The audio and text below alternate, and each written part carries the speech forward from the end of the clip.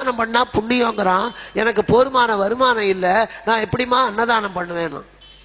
நான் கேட்டேன், உனக்கு எவ்வளோடா கிடைக்கும்னு. ஒரு நாளைக்கு 10 ரூபாயும் கிடைக்கும், 20 ரூபாயும் கிடைக்கும், 30 ரூபாயும் கிடைக்குமா. ஒரு மாசத்துக்கு மேக்சிமம் எனக்கு 700 ரூபா கிடைக்கணும். ஒரு நாள் 1 ரூபாய் செலவு பண்ண முடியுமான்னு. என்னம்மா இப்படி கேட்குறீங்க? முடியும்னா இங்கே வா, அந்த 1 ரூபாய் எடுத்துன்னு அந்த கடைக்கு போ. 1 ரூபாய்க்கு நாட்டு சக்கரை வாங்கு, இவ்வளோ கொடுப்பான் 1 ரூபாய்க்கு. அந்த நாட்டு சக்கரையை வாங்கிட்டு ஒரு எறும்பு புத்துல போடு, ஆயிரக்கணக்கான எறும்பு அதை சாப்பிடும். அதுவே அன்னதானம். மனுஷன் வயிறு ரொம்பினா மட்டும்தான் அது அன்னதானமா? இல்ல, எந்த வயிறு ரொம்பினாலும் அது அன்னதானம். அது அவனால பண்ண முடியுமே. நம்முடைய ஹிந்து தர்மமே உன்னுடைய தகுதிக்கு தகுந்தாற் போல தர்மம் பண்ணு. தினமும் குளிச்சுட்டு சாப்பிடு. அதே தர்மம் சொல்லுகிறது, உனக்கு காய்ச்ச வந்தா குளிக்க வேண்டாம்டா, மஞ்சள் தண்ணியை தெளிச்சுக்கோ. நீ சுவாமிக்கு நைவேத்தியம் பண்ணிட்டு சாப்பிடு. ஆனா நீ பிரயாணம் பண்ணும்போது ஒன்னால முடியாது, பார்க்கிற சூரியனையோ அல்லது மனசுல நினைத்து கொண்டு சாப்பிடு. அத்தனை பிரம்மச்சாரியா இருக்கும் போது என்ன தர்மம், கிரகஸ்தனுக்கு என்ன தர்மம், எல்லாம் யாத்ரா தர்மம், இல்லற தர்மம், பதிவிரத அத்தனையும் சொல்லி கொடுத்திருக்கு. எளிமைக்கு எளிமையும் இருக்கு, வலிமைக்கு வலிமையும் இருக்கு, அவரவர் தகுதிக்கு தகுந்தாற் போல. இப்ப சொன்னார் தர்மம் பண்ணு. முதல் தர்மம் பெற்றவரை வணங்கு. வணங்குன்னா கும்பிடுன்னு அர்த்தம் இல்ல, மனசால் அவர்களுக்கு அடங்கு.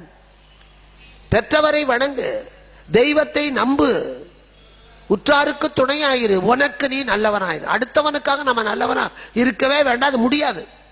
ஒருத்தருக்கு நல்லவனா இருந்தா இன்னொருத்தருக்கு கெட்டவன். நமக்கு நாம நல்லவனா? ஆண்டவன் முன்னால நிக்கிற போது நான் நல்லதுதான் செஞ்சிருக்கேனா, நான் யாரையும் கெடுக்கலையா, அவன் முன்னால பதில் சொல்லணுமே தவிர அடுத்தவனுக்கு நம்ம பதில் சொல்ல வேண்டிய அவசியமே இல்லை. உலகத்துல எல்லாரும் ஒருத்தர் நல்லவன் சொல்றது இந்த ஜென்மத்துல இல்லை. ஆனானப்பட்ட காந்தியை சொல்றதுக்கும் ஒரு கோட்ஸே வந்து சேர்ந்தான். ஆனானப்பட்ட கிருஷ்ணனை கொல்றதுக்கு ஒரு ஜராங்கிற ஒரு வேடன் வந்தான். எல்லாருக்கும் நல்லவனா வாழறதுங்கிறது முடியாத காரியம். அதனால இங்கே கேட்டவுடன் தர்மமே போற்றிடின் அன்பு சார்ந்திடும். யாரொருக்கு தர்மத்தை பற்றிய சிந்தனை இருக்கிறதோ அது எல்லாரிடத்திலையும் அன்பு காட்டும். இதை திருமூலர் ரொம்ப எளிமையா சொன்னார். யாவர்க்குமாம் இறைவர்க்கு ஒரு பச்சிலை, யாவர்க்குமாம் பசுவிற்கு ஒரு வாயுரை, யாவர்க்குமாம் உண்ணும் போது ஒரு கைப்பிடி, யாவர்க்குமாம் இன்னுரை நல்கல் தானே. இது அத்தனை ஒருத்தருக்கு சொல்லல. ஒன்னால முடிஞ்சா கடவுளுக்கு ஒரு இலைய போடுறா. நீ மல்லிப்பூ வாங்கி போட வேண்டாம், 10 ரூபா கொடுத்து ஒரு முழம் வாங்கி.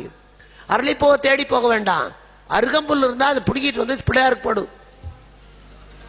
ஒரு பச்சலை வில்வம் கிடைச்சா கொண்டு வந்து சிவபெருமானுக்கு போடு. துளசி கிடைச்சா கொண்டு வந்து பெருமாளுக்கு போடு. ஒதுக்கும் பயன்படாத அரளிப்பூ கிடைச்சா அம்பாளுக்கு போடு. நீ ஒண்ணு பெருசா காசு கொடுத்து வாங்கிட்டு வர வேண்டாம். எருக்கம்பூ கிடைச்சா கூட கொண்டு வந்து பிள்ளையாருக்கு போடு. 2 எருக்க இலை கிடைச்சாலும் போடு. யாவர்க்கும் முடியாது. யாவர்க்குமாம் இறைவர்க்கு ஒரு பச்சிலை. ஒரு நாள் முடிஞ்ச வரைக்கும் பசுவுக்கு பருத்தி கொட்டை வாங்கி போட வேண்டாம், பசும்புல் வாங்கி போட வேண்டாம். ஒரு பிடி புல்லு, ஓ வீட்டில் எடுக்கிற காய்கறிகளுடைய தோல், அதை அந்த பசுவுக்கு கொடு. பசுவிற்கு ஒரு வாயுரை.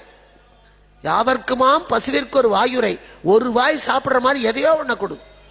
வீட்டில் பூசணிக்காய் தோலை நறுக்கிற, கேரட் நறுக்கிற, தோலோட சாப்பிட்டா சக்தி ஜாஸ்தி. விற்கிற வரையில தோலையும் சேர்த்து துவையலற. அப்ப நம்மளையும் சேர்த்து தான் ஆண்டவன் அரைப்பான்.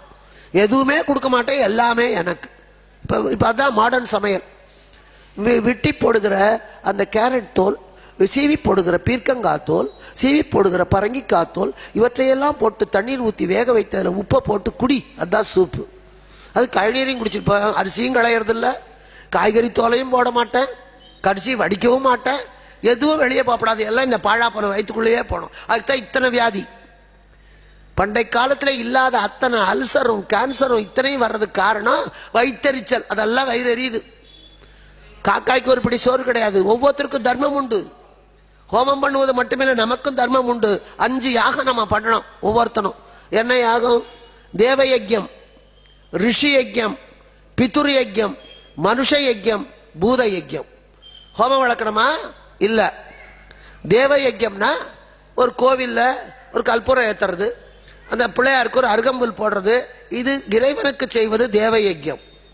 ரிஷி யஜ்யம் பெரிய மகான்களால் எழுதப்பட்ட நூல்களை படிப்பது, இது ரிஷி யஜ்யம். மனித யஜ்யம் அடுத்தவங்களுக்கு சாதம் போடுறது. நீ அடுத்தவங்களுக்கு போடாட்டி போடுறது, உன் புருஷனுக்கு ஓ மாமியாருக்கு ஓ மாமனாருக்கு போட்டாலே அதுவே தர்மம் தான். இது மனித யஜ்யம். அடுத்தது பித்ரு யஜ்யம் இறந்து போனவர்களுக்கு செய்கிற கடன். அதை வச்சுதான் காக்காய்க்கு சாதம். எனக்கு காக்காய்க்கு சாதம் போடக்கூட வருமானம் இல்லப்பா, நானே காக்கா, நான் எப்படி போடுவேன்? அதுக்கு நம்ம தர்மம் சொல்லுகிறது.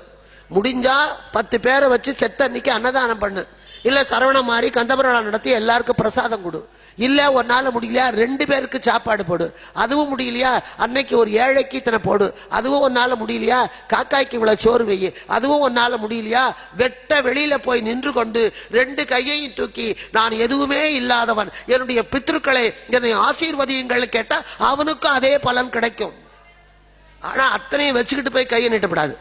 உண்மையிலேயே நம்ம கிட்ட இல்லைன்னா அவ்வளவு வழி சொல்லி கொடுக்குறோம், அதை கூட நம்ம செய்ய மாட்டேங்கிறோம். அது பித்ரு யஜ்யம். பூத யஜ்யம் தான் காக்கைக்கு சோறு போடுவது, நாய்க்கு சோறு போடுவது. இதெல்லாம் இந்த 5 எல்லாராலையும் செய்ய முடியும், செய்யணும். ஒவ்வொருவருடைய வாழ்க்கையிலே இந்த 5ஐயும் செய்யணும். நித்திய கர்மா இதுதான். இப்ப இதைத்தான் சொல்லி